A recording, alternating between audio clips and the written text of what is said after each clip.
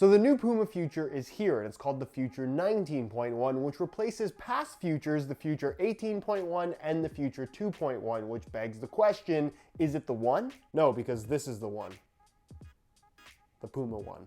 What's going on, guys? Josh from SoccerReviewsForYou.com, bringing you my review plus on-feet video of the brand new Puma Future 19.1 in the Launch Power Up colorway. The first major redesign we've seen for the Puma Future concept that has gone away with the netting and has basically opted for a full knitted construction that I would argue makes for some really nice improvements. If you regularly watch this channel, then you know that I have personally been a big fan of the first two Puma Future variations. The 18.1 and the 2.1 have been some of my go-to boots when I'm not testing out other new products. But given that they have made such big design changes with the Future 19.1, not only do I want to go over all the details and tech specs and talk about what has changed, I also want to talk about whether or not Puma has gone too far and changed the base formula of what made those original Futures so special in the first place. So if you want to learn all the details, including how they fit and feel on feet, please stick around, watch the entire video. And if you're interested in a pair of these for yourself, I'll leave a little pop-up on screen, or you can click the first link down below. That'll take you to the review page on my website where you'll find buy it now links with exclusive SR4U coupon codes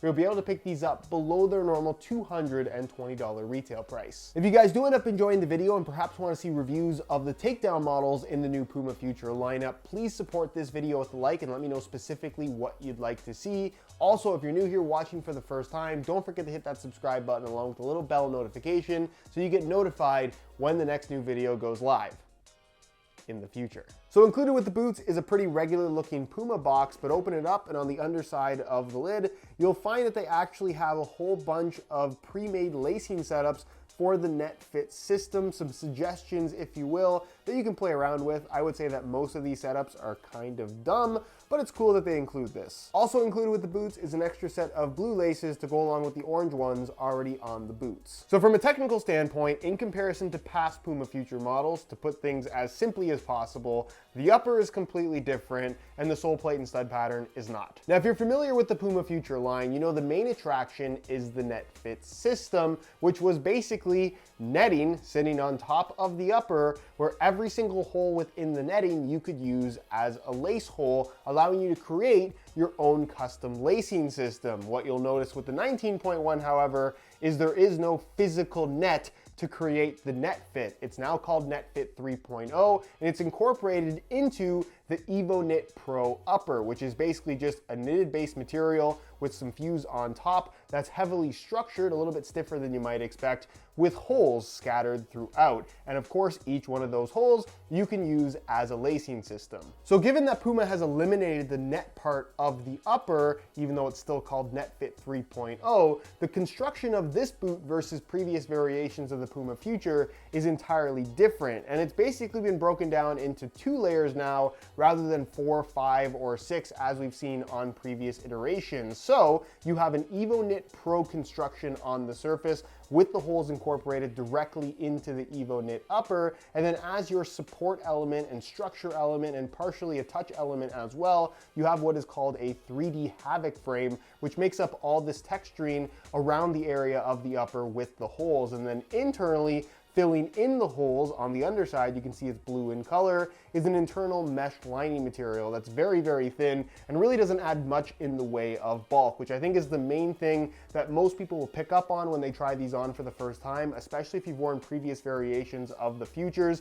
These are a lot thinner and they just have less bulk to them. So in regards to the durability of the holes, either from just being pulled on by the laces, they do not move at all. They're very well structured. And in regards to other players stepping on your foot and perhaps having a stud snag inside of the hole, 1, the holes are way too small for that, and 2, it's just not going to happen. The boots are very durable in regards to having holes tearing through them. I just don't see that being an issue whatsoever. And that was a major concern for a lot of people with the actual net on the upper of previous variations of the Puma Future. I didn't really find it to be an issue then. Some people had some net fit actually tear, but with this boot, I really feel like that problem is 100% solved. Something that a lot of people have brought up though, is that the amount of holes you get within the Netfit system on the 19.1 seems to be less significant than what we had as far as options go on previous variations of the Future. And that is true to a certain extent. You don't have as much I guess, freedom to play around with a custom lacing system here. They don't give you quite as many holes,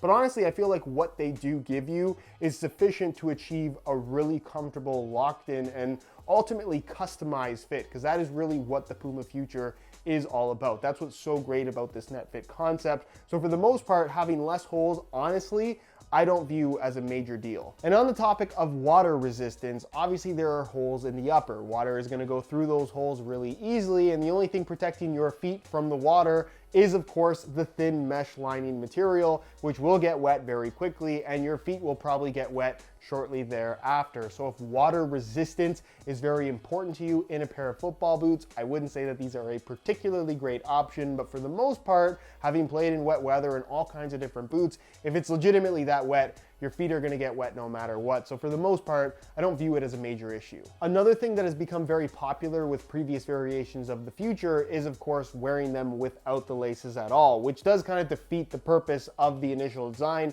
At no point has Puma marketed this as a viable laceless football boot. However, there are pros that have been wearing the previous variations of the Future, big name pros, without any laces at all. Marco Reus being one of the more notable ones. With the Future 19.1, given the design changes of the upper, I would say that the amount of lockdown you get when wearing them laceless is gonna be similar to what you had with previous Puma Futures. So if you're wearing a Future 18.1 or 2.1 without laces, you could probably get away with doing the exact same thing on the 19.1, but for the most part, if you're looking for the best possible lockdown experience, comfort, and overall performance from your boots, I would recommend using the laces provided. That's kind of the whole point. As for the rest of the upper, the EvoKnit material is of course textured by way of the 3D Havoc frame, where basically what Puma has done is they take some plastic material and they heat press it into the upper, creating this kind of 3D pattern throughout various parts of the boot.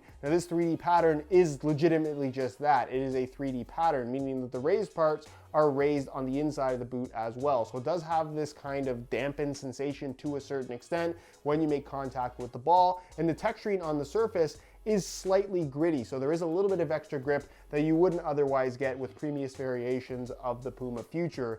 As a whole, in comparison to previous Future models, the touch is really, really sleek. The boot will have a little bit of a stiffness to it at first, but does quickly soften up after a couple hours of use. And again, in comparison to previous Puma Futures, the touch just feels more streamlined. There are less layers of material and just ends up having a much cleaner sensation overall. And then moving across the top of the upper, flowing into the collar, is going to be some elasticated EvoKnit material, which is really nice to see. The collar, as you can see, is pretty much the same basic shape as previous Puma Future models, with this kind of V cut to it. This being a little bit more rounded than what we've seen before, but still nice and stretchy. What they have changed is they've eliminated the little pull tab on the front and back, which personally I think is a good thing. I didn't think that the pull tabs were particularly necessary, and the collar as a whole is simply here for the sake of looks. You don't feel it, there's no ankle support, it's just there to look cool, which I personally think that it does. Internally, this does have a plastic heel counter, so nothing too crazy there. And really the construction is that of a low cut boot. So comfort out of the box in the heel area especially, I think is really, really good. And then internally, pretty much everything is unchanged in comparison to the 2.1 this replaces. A nice synthetic suede material with plenty of extra padding. The insole is of course fully removable, features a nice synthetic suede lining on top, little Puma logo there on the heel, and it's the typical Puma insole with the red foam, and then of course the perforated yellow foam inserts in the forefoot as well as in the heel. Nothing crazy, but it gets the job done. Which brings us to the sole plate and stud pattern, which, as I mentioned at the start of the video, is completely unchanged. It might look a little bit different in this colorway because of this fancy wearable finish you have here, but otherwise it's the same P-back sole plate with really good flexibility in the forefoot, but still a nice solid feel overall that works well with this brand new upper construction. And then of course the FG-AG stud pattern that's made up mostly of conical studs. I particularly like the toe pick stud here at the front that is perfectly round. Then you have the bladed studs at the base of the forefoot and the heel for the sake of just giving you that little bit of extra bite. The studs themselves are quite long and fairly aggressive for conical studs, and I really feel like this stud pattern is best suited for use on natural grass. On AG, certain surfaces, I feel like the studs are maybe a little bit too long, but as a whole, the stud pattern does perform really well. And if there was one thing that I would like to see carry over from past Puma Futures, it was this element. So even though it's not changed, I actually think it's a good thing. And then when it comes to weight, in a size 9.5 US, the Future 19.1 weighs in at 7.7 ounces, which is about on par with the Future 2.1 that it replaces. You're not really going to notice any significant weight change if you've worn previous variations of the Future. What I will say in regards to the weight, while they're not excessively light on your feet, they feel light enough and at the same time have a nice solid feel, especially with this new upper construction. So as you can see, I've swapped out the stock orange laces, which look fine, but when you have boots that are all about the lacing system, you kind of want the laces to be an accenting color. So I've swapped them out for some sky blue reflective SR4U replacement laces, which are proven to make you score more goals. Don't believe me, read the comments. People have bought them. They're scoring goals like crazy. It's not even funny.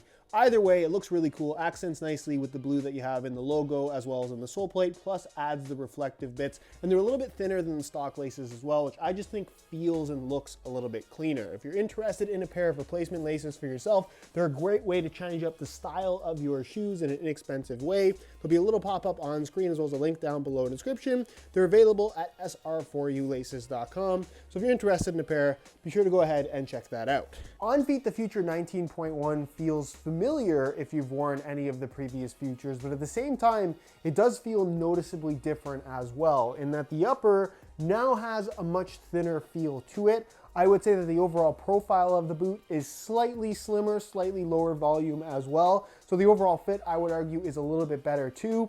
And as a whole, the boot does feel a little bit stiffer out of the box, but as you wear them in, it does end up feeling a little bit softer than what we had from previous Puma Futures. So in pretty much every single way, I feel like they've made some nice improvements here with the Future 19.1. You can see on my right foot, I do have the lacing system kind of customized to the way that I like it. I'm personally a little bit flat-footed, so what I like to do is kind of leave the lacing positions higher on the medial side, just so it's less pressure on the arch of my foot. Or on the lateral side, I kind of want as much bite on the upper as possible, giving you that nice locked-in responsive feel. So I kind of lace them a little bit lower using those holes just to give you that nice secure fit. Where on my left foot, I kind of just have them laced like they are out of the box, which feels perfectly fine. There is no best lacing system. It's really a matter of just adjusting it to what you find comfortable and to the specific shape of your foot. So it's something to play around with once you get the boots, but as a whole, they fit really well. Width-wise, while it is a little bit more snug than previous Puma Futures,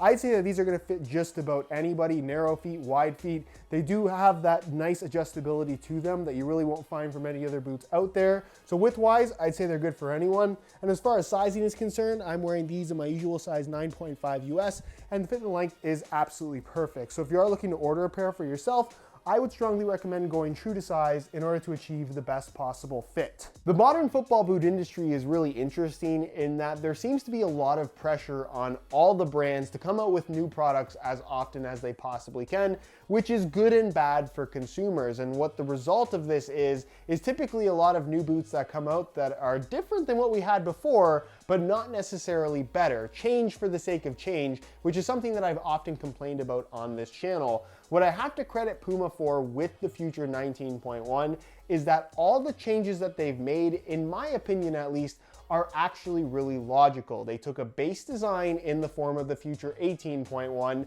they modified it slightly with the 2.1, and then they realized, hey, how can we take this concept and I guess bring it forward, make it that much more modern, that much more sleek and streamlined. And the way that they achieve that is by way of this Evo knit upper with the 3D Havoc frame. It really does work. It creates less layers of materials. The boot ends up offering a better touch, fitting a lot more snug, being less bulky, and overall, just feeling better while still feeling familiar. It's the mistake we saw Nike make when they went from the Hypervenom Phantom 1 to the Hypervenom Phantom 2. The Phantom 2 was fine, but it kind of lost the magic of what the Phantom 1 was, and we haven't lost that magic with the big evolution change coming from Future 2.1 to 19.1, which is what I'm such a big fan of. This is legitimately a better Puma Future than what we had before, but at the same time, it's still the same base formula. Anyways, guys, that's it for this review. Hopefully you enjoyed. If you did, be sure to support it with a like.